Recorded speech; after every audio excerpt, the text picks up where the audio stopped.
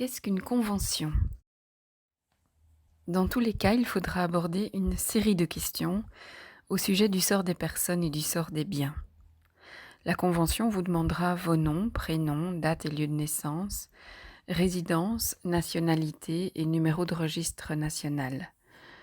Vos professions, la date et le lieu de votre mariage, votre régime matrimonial et conjugal, l'étude de notaire ayant établi votre contrat de mariage et la déclaration que vous n'avez pas eu ensemble ou séparément d'autres enfants ou descendants nés du mariage ou adoptés. Grâce à cette convention, vous définirez les pensions alimentaires entre époux, l'adresse de domiciliation des enfants. Vous aborderez aussi différents points tels que les modalités d'échange des effets personnels des enfants, des passeports, des documents d'identité, du carnet de santé et de mutuelle des enfants. Elle vous fera réfléchir à comment communiquer au sujet des enfants, des bulletins, des résultats scolaires, des journaux de classe, des agendas, et à comment vous relayer dans les traitements médicaux en cours.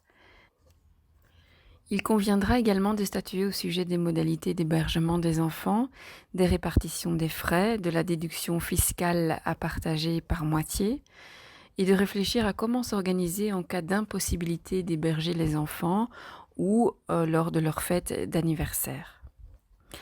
Vous vous poserez les questions suivantes. Allez-vous privilégier le dialogue parental pour changer les mesures si nécessaire? Aurez-vous un compte commun ou deux comptes séparés? Avez-vous des facultés contributives équivalentes? Le montant de la pension alimentaire sera-t-il indexé tous les ans? Les remboursements des parts se feront-ils bien sur présentation des pièces justificatives et sous réserve de l'accord préalable de l'autre parent?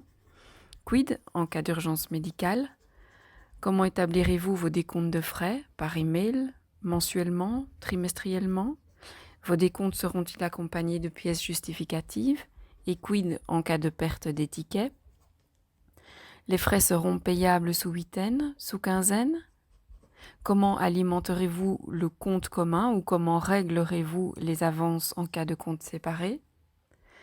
Ce ou ces comptes recevront-ils tous les remboursements des frais médicaux occasionnés par les consultations médicales versées par la mutuelle?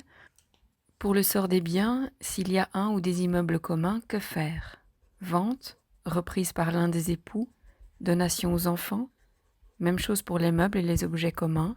Les parties procéderont à leur attribution et à leur partage.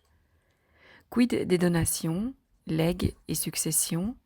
Quid des revenus, des économies, des dettes et des assurances vie et décès de chacun des époux? Quelles seront les résidences des époux durant ces épreuves? Et enfin, les clauses de révision. Allez-vous réviser vos dispositions et ou changer les règles en fonction des intérêts des enfants? Les montants fixés dans la présente convention pourront-ils être revus à la hausse ou à la baisse selon les différents cycles d'études des enfants?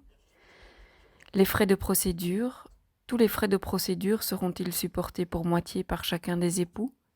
Que faire en cas de pension alimentaire due et non payée?